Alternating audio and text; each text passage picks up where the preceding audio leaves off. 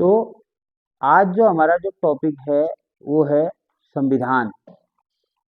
संविधान क्या होता है, कैसे काम करता है और भारतीय संविधान क्या था और संविधान जो बना था उसे बनने में जो किन किन चीज़ों का जो योगदान है वो इस वीडियो में हम देखेंगे। ठीक है, टॉपिक को शुरू कर लेते हैं हम।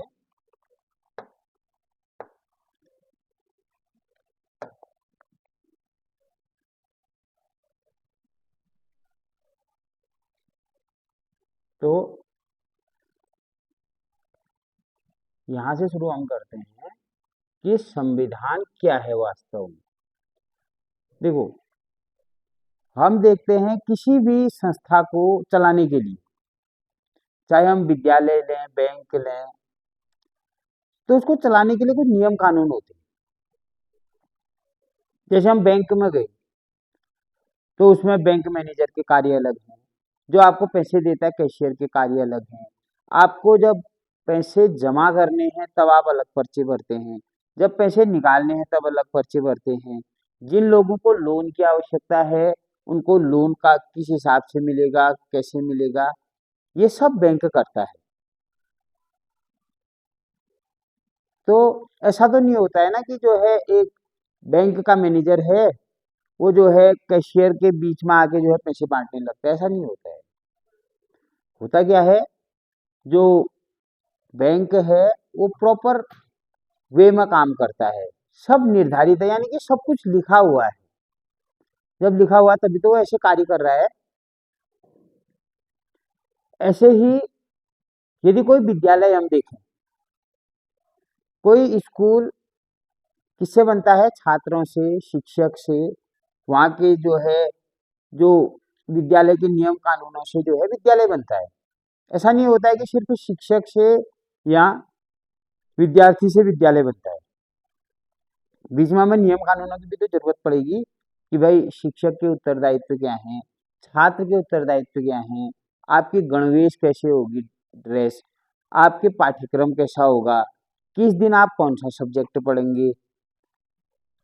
ये तो बच्चों की बात है। और शिक्षक के लिए क्या है कि शिक्षक कौन सा पाठ्यक्रम पढ़ाएगा, क्योंकि एक ही शिक्षक थोड़ी होता है स्कूल में। शिक्षक की जो सैलरी है वो कैसे निकलेगी, कब निकलेगी, सब कुछ लिखा है। तो नियम कानूनों का किताब है स्कूल। स्कूल भी क्या है, नियम कानूनों का एक किताब ही तो है, उस किताब के आधार पर स्कूल चलता है। ऐसे नियम कानूनों की छोटी किताब एक बैंक में लिखी है तो बैंक चलता है। हम कोई भी संस्था देख लें तो ऐसे ही देश किससे चलेगा। देश को चलाने के लिए जो नियम कानूनों का जो संग्रह होता है उसे हम क्या कहते हैं, संविधान। क्या कहते हैं, संविधान। इसमें क्या लिखा है कि देश किन नियमों से चलेगा, किसके कार्य क्या होंगे। हम देखते हैं कि सरकार के पास कितना समय होता है, 5 साल का। आपकी वोट देने की आयु कितनी है, 18 वर्ष से है। तो ये सब निर्धारित है। ऐसा थोड़ी होता है कि हम 16 साल के कोई बच्चे को जो है मतदान करवा सकते हैं, नहीं करवा सकते। तो जो नियम कानूनों का जो संग्रह है देश को चलाने के लिए उसी को हम कहते हैं संविधान। अब हर देश की भौगोलिक परिस्थिति एक जैसी नहीं होती है, कोई भी देश एक जैसा नहीं होता है। तो हर देश का संविधान भी क्या होगा, अलग अलग होगा। हर देश का संविधान कैसा होगा, अलग अलग होगा। तो इसलिए जो है, जैसे छोटा उदाहरण दे रखा है, जैसे स्कूल के नियम होते हैं समय पर आना, यूनिफॉर्म पहनना, वैसे ही देश के लिए नियम कानूनों की जो किताब है उसको हम क्या कहते हैं, संविधान कहते हैं, जिसमें नियम कानून लिखे रहते हैं। ठीक है। अब संविधान में होता क्या है, क्या तय करता है, सबसे पहले देश में सत्ता किसकी होगी। देश में सत्ता यानी कि जो सरकार है वो कैसे बनेगी, किसमें लिखा रहता है, संविधान में। सरकार काम कैसे करेगी, यानी कि जो सरकार है वो अपना कार्य करेगी कैसे। ठीक है। कौन कौन सी चीजों को ध्यान में रखते हुए वो जो है आगे को योजनाएं बनाएगी। और नागरिक हैं, नागरिकों के क्या अधिकार हैं। अंग्रेज चले गए यहाँ से, तो स्वतंत्रता मिली ना। स्वतंत्रता का वर्णन किसमें है? संविधान में है। अगर अंग्रेज चले जाते और हम नियम कानूनों से नहीं चलते तो क्या होता देश में? देश में जो है अफरा तफरी की स्थिति होती, देश में जो है एक जो है जो देश है वो संभलता नहीं। तो नियम कानून होने से क्या होता है, देश सुचारू रूप से चलता है। तो देश को चलाने के लिए जो पूरा सिस्टम लिखा होता है किसमें लिखा होता है? संविधान में। अब आगे इसमें देखते हैं कॉन्स्टिट्यूशन क्या है। ये किसी भी देश के शासन की आधारशिला होती है। ये केवल किताब नहीं है बल्कि तय ये भी करती है कि सत्ता किसके पास होगी, सरकार कौन चलाएगा और नागरिकों के कर्तव्य क्या होंगे। अब देखिए, संविधान एक दिन में तो नहीं बन सकता है, एक दिन में संविधान नहीं बन सकता है। क्यों? क्योंकि जो भारत देश है ये एक बहुत बड़ा देश है। इसमें भौगोलिक विविधताएं, भाषाई विविधताएं, लोगों के अपने जो कल्चर हैं, संस्कृति हैं, सब अलग हैं। तो ये एक दिन में नहीं बना, इसे बनने में 2 वर्ष 11 माह 18 दिन लगे। करीब करीब देखें तो 3 साल का समय लगा। और 3 साल तक ये लिखा गया कि देश के नियम कैसे बनेंगे, कैसे देश चलेगा। ठीक है। तो मुख्य रूप से पहले अंग्रेजों से पहले यहाँ पर कौन थे? राजे महाराजे।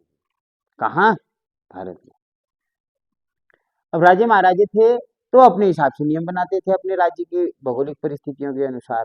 कोई उत्तराखंड का राजा उत्तराखंड के राज्य के अनुसार, यहाँ की भौगोलिक परिस्थितियों के अनुसार क्या करता था? नियम कानून बनाता था। कोई दिल्ली का शासक है, वो दिल्ली में जो भी आवश्यकताएं हैं उनके अनुसार नियम कानून बनाता था। तो भारत में जो नियम कानूनों की जो वास्तविक शुरुआत होती है वो राजा महाराजा से नहीं होती है, क्योंकि राजे महाराजाओं के तो अलग अलग कानून थे और उनमें आपस में युद्ध होता था। एक राजा दूसरे राजा को जीत लेता था, फिर उसके नियम कानून वहीं पर धरे के धरे रह जाते थे, फिर जीते वाले राजा के नियम कानून चलते थे। मुख्य रूप से भारत में जो संविधान का विकास हुआ, नियमों का विकास हुआ, वो अंग्रेजों के समय से हुआ। कहां से हुआ था? अंग्रेजों के समय से क्या हुआ था? संविधान की नींव रखी गई थी। ठीक है। तो सबसे पहले भारत में व्यापार करने के लिए आई थी ब्रिटिश ईस्ट इंडिया कंपनी। बनी थी ये 1600 में। कब बनी थी? सन 1600 ईस्वी में क्या बनी थी? British east India company. तो अब इधर देख लेते हैं। अब शुरू में जब वो भारत में आई थी ब्रिटिश ईस्ट इंडिया कंपनी, तो उसका मुख्य जो कार्य था वो क्या था? व्यापार करना था, भारत से मुनाफा कमाना था। उन्हें कोई दिलचस्पी नहीं थी भारत के राजा महाराजाओं में। ठीक है। तो क्या हुआ, लेकिन धीरे धीरे कंपनी ने क्या महसूस किया कि यदि उन्होंने देखा कि भारत की स्थिति क्या है, काफी दुर्बल है, यहाँ कमजोर राजा है, एक राज्य दूसरे राज्य के राजा से लड़ रहा है, यानी कि आपस में राजा में फूट थी। तो उन्होंने क्या किया? राजाओं को लड़वाना शुरू कर दिया। वो और अधिक फायदा चाहते थे और उसके लिए जरूरी क्या था? उसके लिए जरूरी था शासन में होना। तो उन्होंने सत्ता कब्जा करने के लिए एक लड़ाई लड़ी थी सबसे पहले 1757 में। इस युद्ध को कहते हैं प्लासी का युद्ध। और इस युद्ध में क्या हुआ? जो अंग्रेजों ने क्या किया? सिराजुद्दौला को हरा दिया था। ये भी छल से ही हराया, क्योंकि जो उसका मुख्य सेनापति था, किसका? सिराजुद्दौला का जो मुख्य सेनापति मीर जाफर था, उसने राजा से ही धोखाधड़ी कर दी। वो अंग्रेजों से मिल गया। तो अंग्रेजों ने कहा कि जिस समय युद्ध होगा तो हम पर आक्रमण नहीं करना है, अपने राजा को मार देना है, हम तेरे को राजा बनाएंगे। लालच में आ गया। ये प्लासी का युद्ध कोई अंग्रेजों के बीच थोड़ी हुआ था, ये नाम का अंग्रेजों के बीच में हुआ था। अंग्रेज तो बहुत कम थे यहाँ। तो क्या हुआ था? इस युद्ध में अंग्रेजों ने किसको हरा दिया? बंगाल के नवाब सिराजुद्दौला को हरा दिया। उसके बाद क्या हुई? बंगाल पर कब्जा किसका हुआ? अंग्रेजों का। अब अंग्रेजों को जो वो चाहते थे वो मिल गया। उनको सबसे पहले क्या मिल गई? यहाँ पर राजनीतिक शक्ति मिल गई, और इसके आधार पर वो अब क्या कर सकते थे? आर्थिक विकास भी कर सकते थे। तो British east India company Bharat में क्यों आई थी? व्यापार करने। लेकिन धीरे धीरे उसने जो है शासन को भी अपने हाथ में ले लिया। आज देखो कंपनी कहाँ जीत गई है? बंगाल में जीत गई है। बंगाल में जीतने के बाद क्या हुआ? उन्हें वहां की राजनीतिक शक्ति भी मिल गई। तो क्या हुआ? इस तरह से जो है अंग्रेजों का पहला कब्जा भारत पर हुआ था। अब जो अंग्रेज थे वो यहाँ पर पहले किस लिए आए थे? व्यापार के लिए। ईस्ट इंडिया कंपनी एक व्यापारिक कंपनी थी। वो यहाँ पर किस लिए आए थे? व्यापार करने के लिए। अब व्यापार करने के लिए आए तो उनके हाथ में जब सत्ता आई, तब ब्रिटिश सरकार ने महसूस किया कि ये जो ब्रिटिश ईस्ट इंडिया कंपनी है, इसको हमने अनुमति दी थी व्यापार की। वो वहां अपने सरकार से तो पूछ के आई होगी भारत में, है नहीं? तो अनुमति किसने दी थी? ब्रिटेन की सरकार ने। ब्रिटिश सरकार ने कंपनी से कहा था कि जाओ भारत में। लेकिन यहाँ तो ये जो है व्यापार करने के साथ साथ युद्ध भी जीत रहे हैं, राजनीतिक शक्ति इनके हाथों में आ रही है। तो सबसे पहले जो है ब्रिटिश सरकार ने नियंत्रण किया। किसको? ईस्ट इंडिया कंपनी को, जिसे उसने व्यापार के लिए भारत में भेजा था। तो सबसे पहले लाया गया था रेगुलेटिंग एक्ट 1773 में। इसे कहा जाता है पहले नियंत्रण की कोशिश। किसके? ब्रिटिश सरकार के। ये पहला एक्ट था जो ब्रिटिश सरकार ने भारतीयों के लिए बनाया था। अब बता बनाया क्यों था? क्योंकि जैसे जैसे कंपनी मजबूत हुई उसमें भ्रष्टाचार भी बढ़ा। अब कंपनी के हाथ तो बंगाल आ गया है पूरा, जो है बहुत लोग मालामाल हो गए। तो जो ब्रिटेन की सरकार थी उसको ये डर था कि अगर कंपनी ऐसी करती रही तो क्या होगा? नुकसान हो सकता है। ठीक है, इसलिए वो क्या लाई? 1773 में ये एक्ट लाई। अब इस एक्ट में क्या था? इस एक्ट में ये था कि बंगाल के गवर्नर को अब क्या कहने लगे? Governor general. ठीक है, गवर्नर, जो बंगाल का गवर्नर है, क्योंकि उस समय बंगाली जीता था, पूरा भारत थोड़ी जीता था, एक छोटा सा बंगाल जीता था, सिराजुद्दौला को हटा दिया। जो गवर्नर था उसको क्या कहेंगे? Governor general. ठीक है, और उसके साथ साथ एक 4 सदस्यीय काउंसिल भी बनाई गई थी गवर्नर जनरल के साथ। और कलकत्ता में एक सुप्रीम कोर्ट बनाया गया था। जो कोलकाता शहर है वहां पर क्या बनाया गया था? एक सुप्रीम कोर्ट बनाया गया था। पहली बार क्या हुआ था इसमें? सरकार ने क्या किया था? कंपनी के काम में सीधा क्या किया था? हस्तक्षेप किया था।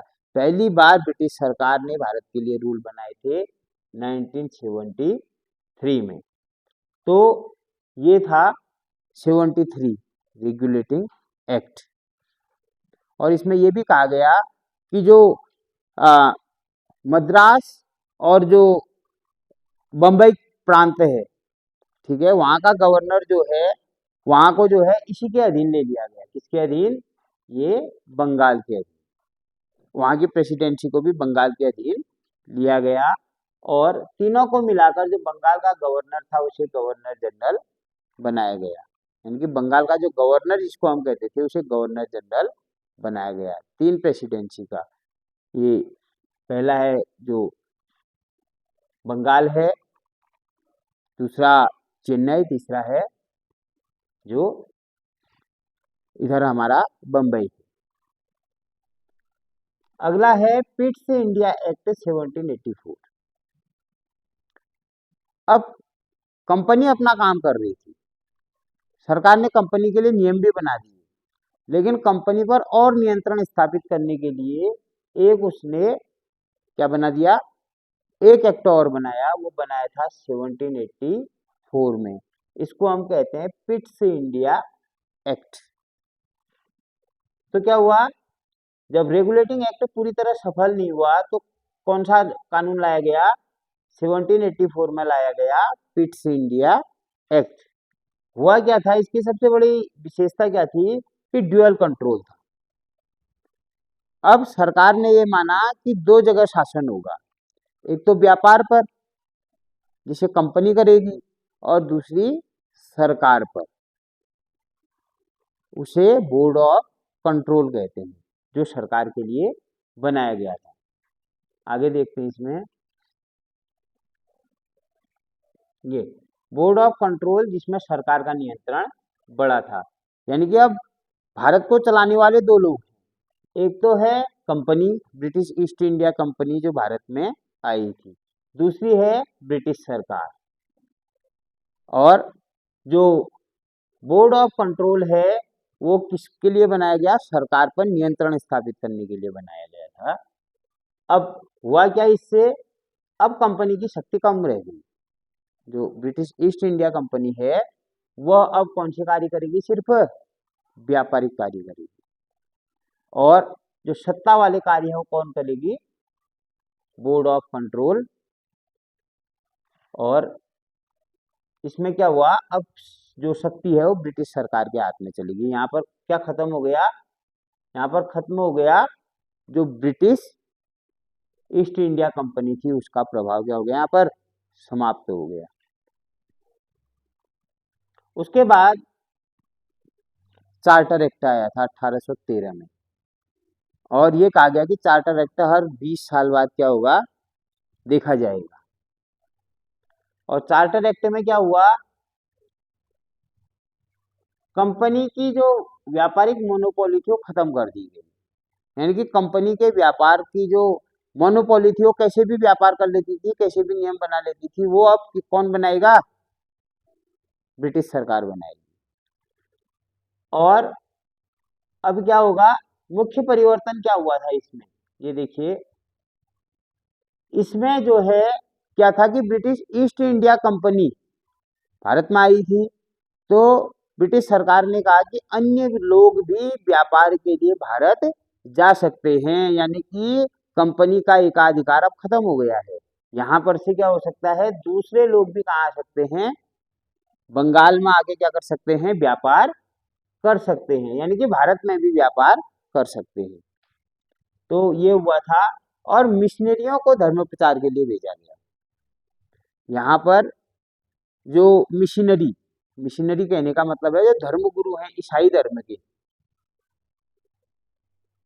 जैसे वहाँ के जो प्रीस्ट हैं, वहाँ की जो नन है, नन मतलब जो महिलाएं हैं, उनको यहाँ पर ईसाई धर्म के प्रचार के लिए भेजा गया। कब, 1813 में। तो अब क्या हुआ, कंपनियां धीरे धीरे सिर्फ प्रशासनिक संस्था बन रही थी। अब क्या हो रहा था, यहाँ पर कंपनी के व्यापारिक मामले खत्म हो रहे थे, औरों को भी अनुमति दे दी कि आप बाहर भारत में जाइए और वहां व्यापार कीजिए। अब कंपनी का काम क्या रह गया था, सरकार चलाना। अब इससे व्यापार को लगभग लगभग छीन लिया गया था, यानी कि कंपनी का एकाधिकार खत्म हो गया। अब क्या हुआ, एक उसके 20 साल बाद चार्टर एक्ट आता है 1833 में। इसमें केंद्रीकरण की बात होती है। अब ये समझना है होता क्या है। 1833 आते आते भारत के एक बहुत बड़े हिस्से पर अंग्रेजों का कब्जा हो गया था। हम इतिहास में नहीं जाएंगे कि कौन सा युद्ध कब लड़ा गया, सिर्फ ये समझें कि 1833 में भारत का एक बहुत बड़ा भाग किसके पास आ गया था, अंग्रेजों के पास। तो अंग्रेजों ने क्या कहा कि पहले क्या बनाया था, पिट्स इंडिया एक्ट, ये रेगुलेटिंग एक्ट की तरह वहां ये बनाया था कि पश्चिम जो बंगाल है वहां का एक क्या होगा, गवर्नर जनरल होगा। अब क्या कर दिया, उसी गवर्नर जनरल को पूरे भारत का गवर्नर जनरल बना दिया। तो पहला भारत का गवर्नर जनरल कौन थे, लॉर्ड विलियम बेंटिंग। कौन थे, लॉर्ड विलियम बेंटिंक भारत के क्या थे? पहले गवर्नर जनरल। और बंगाल के कौन थे? वॉरेन हेस्टिंग्स थे। ऊपर बताया नहीं है, मैं बता देता हूँ। वॉरेन हेस्टिंग्स क्या थे? भारत, ये बंगाल के पहले गवर्नर जनरल थे। अब 1833 तक तो अंग्रेज पूरे भारत में फैल गए थे। तो अब क्या करना किया? एक पोस्ट बनाई, उस पोस्ट का नाम रख दिया governor general of India. First governor general of India कौन है? Lord William Bentinck. ठीक है। और पूरे भारत के लिए अब क्या होगा? एक ही कानून बनेगा। अब क्या हो रहा है? केंद्रीकरण हो रहा है, यानी कि एक जगह से कानून बन रहा है। और जो सुप्रीम पावर है वो किसके पास है? गवर्नर जनरल के पास। ठीक है। तो पहली बार एकीकृत प्रशासनिक इकाई भारत कब बना था?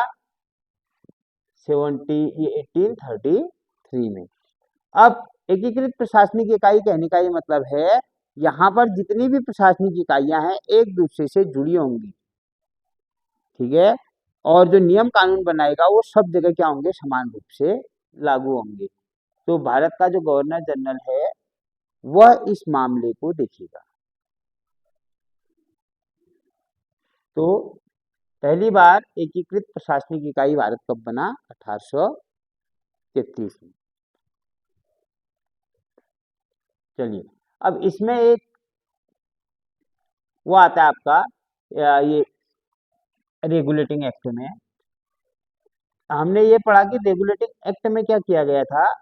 एक सुप्रीम कोर्ट क्या बनाया गया था? एक सुप्रीम कोर्ट। इसमें 4 जज थे। एक मुख्य न्यायाधीश था, 2 क्या थे? अन्य न्यायाधीश थे। तो ये हमने 1833 तक देखा। अंग्रेज कैसे आए? अंग्रेज यहाँ 200 वर्ष रहे, लेकिन 200 वर्षों में क्या वो हमें जो है ये बता गए कि नियम कानून कैसे बने, कैसे इसका संग्रह करें? तो ये चीजें हमने सीखी अंग्रेजों से, जो उन्होंने अलग अलग समय पर अलग अलग नियम कानून बनाते रहे। इससे पहले राजा थे, उनके कोई नियम कानून निश्चित नहीं थे, अनिश्चित थे। वो युद्ध में हार जाते थे तो नियम कानून वहीं पर क्या हो जाते थे? समाप्त हो जाते थे। तो